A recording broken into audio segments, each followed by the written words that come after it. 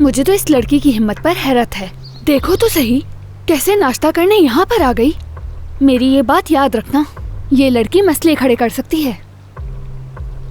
जानान, तुम हर बात को इतना बढ़ा चढ़ाकर क्यों बोलती हो? इन दो मजलूम औरतों के बारे में तुम कुछ नहीं जानती। बेहतर है कि खामोश रहो। याद आया बैरिन, मैं तुमसे एक बात पूछना ही भूल गई। कल रात अली से तुम सोना की बात कर रही थी, कौन है वो? ये भी कोई सवाल है तुबा? वो तो लाजमी अली भाई की गर्लफ्रेंड होगी। मुझसे ये क्यों पूछ रही हो? अली से पूछो। अली यहाँ मौजूद नहीं है, तुमसे इसलिए पूछ रही हूँ कि तुमने उसका नाम लिया तो तुम जानती होगी उसे। मुझे नहीं मालूम, मैंने बस उसे अली के साथ ऑफिस में देखा था।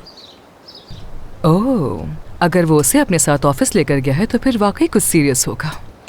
मैं अली से पूछूंगा कि वो वाकई उस लड़की के लिए संजीदा है या नहीं। अगर वो संजीदा है तो यही वक्त है कि उसकी शादी कर दी जाए। मैं अब जा रही हूँ, घर पर मजदूर आएंगे। मजदूर किस लिए? घर पर काम करवाना है, इसलिए बुलवाया है मैंने। खुदा हाफिज। मैं भी जा रहा हूँ। कहाँ बेटा?